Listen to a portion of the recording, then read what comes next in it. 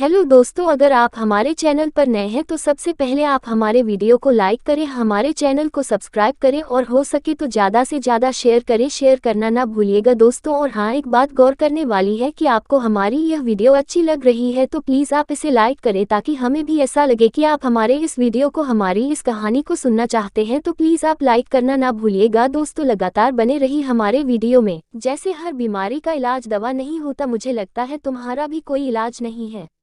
हर काम के लिए तुम्हारे पास वक्त होता है, बस मेरा ही काम करने के लिए तुम्हारे पास समय नहीं है। आखिर पूरा दिन करती क्या हो? दिन भर तो फोन में लगी रहती हो, बस यहाँ की खबर अपने मायके पहुँचाती हो। मैं बोल था मेरे कुर्ते में आयरन करके रखना, वो भी नहीं हुआ और ऊपर से बहस करती हो। रवि अपनी पत्नी अनुपमा से कहता है। अनुपमा बोली, कम से कम जगह देखकर तो बात कीजिए, बच्चे के सामने कोई ऐसी बातें करता है। राहुल बेटा, तुम खेलने के लिए जाओ। रवि बोला, क्यों? उसे बाहर क्यों भेज दिया? उसके सामने अपनी गलती के लिए माफी मांगने में तुम्हें शर्म आ रही थी? तुम्हें तो अभी के अभी मुझसे माफी मांगने चाहिए थी, पर तुम तो बहस कर रही हो। अनुपमा बोली, क्या आपको सच में लगता है कि मैं पूरे दिन फोन में लगी रहती हूँ? क्या घर की औरतों के पास कोई काम नहीं होता? आपने कहा था सफेद कुर्ते में आयरन करने, मैंने कर दिया। अब आप कह रहे हैं आपको सफेद मलमल का कुर्ता चाहिए। आप अपनी बात से पलट रहे हैं और उल्टा मुझे ही माफी मांगने कह रहे हैं। क्या हर बार गलती औरतों की होती है? रवि बोले, एक तो गलती, ऊपर से सीना जोड़ी। मेरी माँ को मेरे पापा के सामने बोलने की हिम्मत नहीं होती थी, और एक तुम हो जो सर पर बैठी हो। मैं अगर सर पर बैठाना जानता हूँ तो नीचे उतारना भी जानता हूँ। अनुपमा बोली, ये कैसी बात कर रहे हैं? मैं तो बस इतना कह रही हूँ कि बच्चों के सामने सोच समझकर बोलना चाहिए। आज अगर आप बच्चों के सामने मेरी इज्जत नहीं कर रहे हैं तो कल अपने ही बच्चों से आप सम्मान की उम्मीद मत कीजिएगा, क्योंकि बच्चे जो देखते हैं वही सीखते हैं। उद्धरण चिन्ह। रवि बोला, सही तो है, उसे भी पता होना चाहिए। अगर कल को उसकी बीवी गलती करे तो वो भी उसे इसी तरह समझाएगा। अच्छा हुआ हमारे घर में बेटी नहीं है, वरना वो बिगड़ जाती और जिंदगी भर हमें उसके ससुराल वालों से सुनना पड़ता। अनुपमा बोली, ये कैसी पिछड़ी सोच है? क्या हर बार बेटी और बहू ही गलत होती हैं? क्या बेटा गलत नहीं हो सकता? मैं तो कहती हूँ अगर आपका यही रवैया रहा तो कल को आपके बच्चे भी इसी तरह अपनी पत्नी और माँ से बात करेंगे, क्योंकि जो इंसान अपनी बीवी की इज्जत नहीं करता आगे चलकर बेटे बहू से भी इज्जत नहीं पाता है। गुस्से में रवि वही कुर्ता पहनकर आखिर चला गया, परंतु अपने बच्चे के सामने अपनी पत्नी को कितना भला बड़ा सुना गया। अगले दिन जब स्कूल का वक्त हो रहा था, अनुपमा का बेटा राहुल बोला, मम्मी आप मेरे शर्ट में अच्छा प्रेस नहीं करती हैं, ये देखिए कैसी क्रश है। सही कहते हैं पापा, आप एक काम ढंग से नहीं करती हैं। राहुल की बातों पर रवि मुस्कुरा रहा था। अनुपमा की आंखें भर आई। उसने कहा, बेटा अब पापा और तुम्हारा कपड़ा या तो तुम लोग खुद आयरन कर लो या फिर धोबी से करवा लो।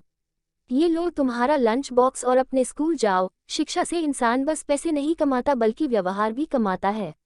आशा करती हूँ तुम अपनी पढ़ाई से अपने जीवन में सबसे पहले व्यवहारिकता सीखोगे कि अपने बड़ों से कैसे बात की जाती है। वहीं पास में अनुपमा की सास दमयंती जी बैठी थी। अनुपमा की आंखें नाम देखकर बोली, बहू तुम्हें क्या लगता है तुमने अपने बेटे को इतने प्यार से समझाया और वो समझ गया होगा? ये समाज की बहुत पुरानी बीमारी है जिसका इलाज कोई दवा नहीं है। जब मेरा बेटा इतने सालों में नहीं समझ सका तो तुम्हारा बेटा तो अभी बालक है। रवि बोला, माँ आप कहना क्या चाहती है? दमयंती जी बोली, जब राहुल बहू से इस तरह से बात कर रहा था तुम्हारे चेहरे पर मुस्कुराहट थी। कल मैं तुम दोनों की बात सुन रही थी। एक बात याद रखो बेटा, बच्चों के सामने अगर अपनी माँ और पत्नी का अपमान करोगे तो आगे चलकर बेटा हो या बेटी सम्मान नहीं पाओगे। उसे तो यही लगेगा कि अपने बड़ों से ऐसे ही बात करते हैं तो वो तुम्हारे साथ ऐसा ही व्यवहार करेगा, और जब बहू की कोई गलती ना हो तो बहू क्यों माफी मांगेगी? रवि बोला, माँ आप कहाँ की बात कहाँ ले जाती हैं? दमयंती जी बोली, अगर मैं बीते समय में घर के माहौल से तुम्हें दूर रखती तो शायद तुम्हारी सोच आज कुछ और होती। तुमने अपने बाप दादा को घर की औरतों के साथ इसी तरह का व्यवहार करते हुए देखा जो आज तुम भी कर रहे हो। मैं सोची थी एक माँ का प्यार तुम्हारे व्यवहार को बदल देगा। जो कष्ट तुम्हारी माँ ने सहा वो तुम अपनी पत्नी को नहीं दोगे, पर शायद मेरी परवरिश में मेरी ममता कम पड़ गई। उद्धरण चिन्ह। समय व्यतीत होने लगा। राहुल भी अब बड़ा हो गया था, पर रवि के स्वभाव में ज्यादा कुछ बदलाव नहीं आया। इसकी चिंता में अनुपमा हर वक्त रहती थी। वो नहीं चाहती थी कि उसके सास के साथ जो हुआ और वर्तमान में जो उसके साथ हो रहा है, भविष्य में आगे उसकी बहू के साथ भी ऐसा हो। राहुल 9वीं कक्षा में चला गया। एक रोज रवि अपने जूते में पॉलिश कर रहे थे, तभी राहुल अपना जूता लेकर आया और उनके सामने फेंकते हुए बोला, पापा जब अपने जूते पॉलिश कर रहे हो तो इसमें भी कर दो। रवि गुस्से में बोला, दिमाग तो सही है, तुम अपने बाप से अपना जूता पॉलिश करवाओगे? राहुल बोला, जब मम्मी आपके जूते पॉलिश कर सकती है तो आप मेरे जूते पॉलिश क्यों नहीं कर सकते हैं? रवि आश्चर्य से उसे देख रहा था। अनुपमा बोली, रवि आप तैयार हो जाएगी, मैं जूते में पॉलिश कर देती हूँ। आखिर बेटा मेरा बड़ा हो गया है, अब तक मैं आपका जूते पॉलिश करती थी, अब बेटे का जूता भी पॉलिश करूंगी।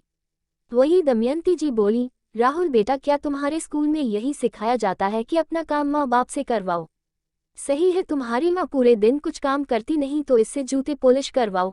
मैं तो कहती हूँ पड़ोसियों के जूते भी इसे लाकर दो, ये उसे भी पॉलिश करेगी, 4 पैसे भी बन जाएंगे। दादी ये कैसी बात कर रही हैं?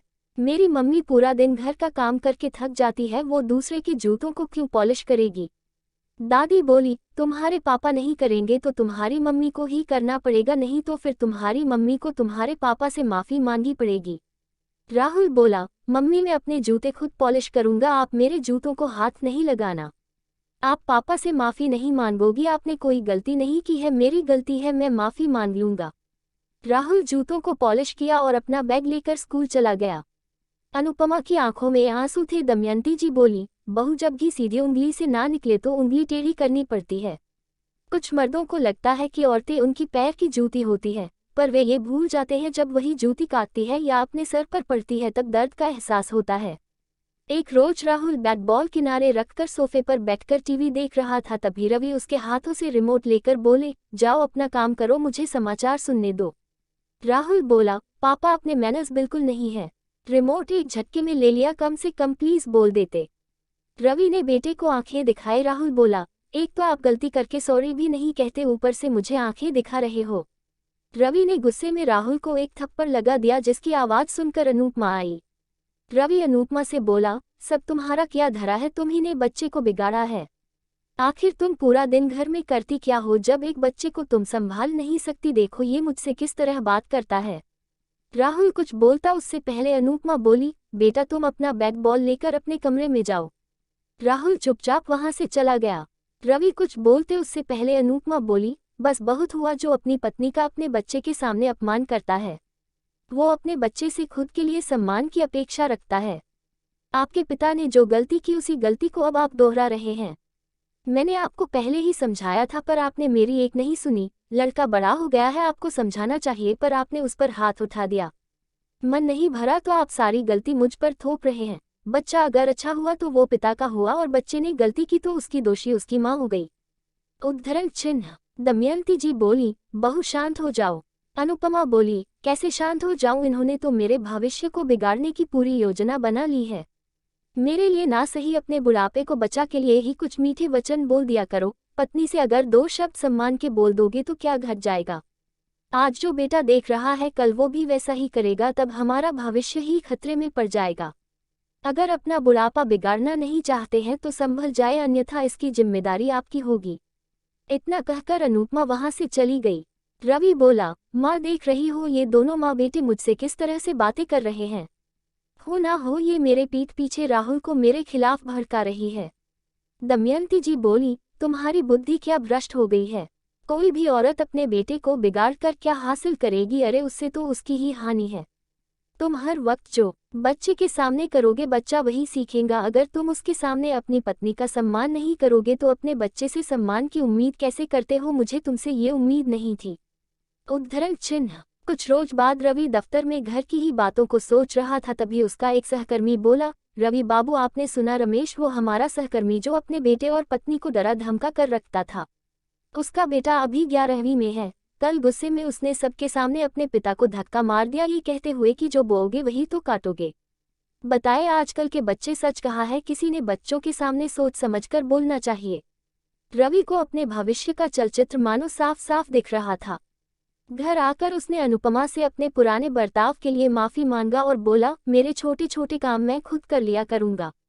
अनुपमा बोली, मुझे आपका काम करने में खुशी मिलती है। रवि बोले, खुशी तुम्हें मिलती होगी पर मुझे भी अपनी जिम्मेदारियों का एहसास होना चाहिए। पति में ये बदलाव देखकर अनुपमा खुश हुई। जब रवि अपने और राहुल के जूते पॉलिश कर रहा था तो राहुल आकर बोला, पापा ये क्या कर रहे हैं आप, मुझसे बड़े हैं, आप मेरे जूते को पॉलिश करें, ये अच्छी बात नहीं है। माँ कहती है अपना काम खुद करना चाहिए, लाइए आज से मैं अपने जूतों के साथ आपके जूते भी पॉलिश कर दूंगा। राहुल के मुंह से ऐसी बातें सुनकर रवि को अपनी पत्नी की परवरिश पर गर्व हो रहा था। दमयंती जी बोली, देखा बेटा, जैसा व्यवहार घर में रखोगे वैसा ही अपना भविष्य बनाओगे। तभी अनुपमा सबके लिए चाय और राहुल के लिए कॉम्प्लान लेकर आई। राहुल दूध लेकर बोला, थैंक यू मम्मी। रवि बोला, थैंक यू अनुपमा। पहली बार अपने पति के मुंह से थैंक यू सुनकर उनके चेहरे पर भी मुस्कुराहट आई। अपने बच्चों में व्यवहारिकता देखकर दमयंती जी भी भविष्य का सोचकर खुश थी। दोस्तों, अगर हम अपने बच्चों के सामने अपनी पत्नी से अच्छा व्यवहार रखते हैं तो बच्चों को कहीं ना कहीं एक अच्छा संदेश जाता है। वो भी अपने जीवन में अपने बड़ों या आप साथी के साथ सम्मानपूर्वक बातें करना सीखते हैं। क्योंकि जब हम अपनी पत्नी और माँ का सम्मान ही नहीं कर पाएंगे तो भविष्य में अपने बेटे बहू से सम्मान की उम्मीद कैसे रख पाएंगे। आपको ये कहानी कैसी लगी, अपने अनुभव और विचार कमेंट द्वारा मेरे साथ साझा करें। कहानी को मनोरंजन एवं सीख समझकर पढ़ें कृपया, अन्यथा ना लें। बहुत बहुत आभार।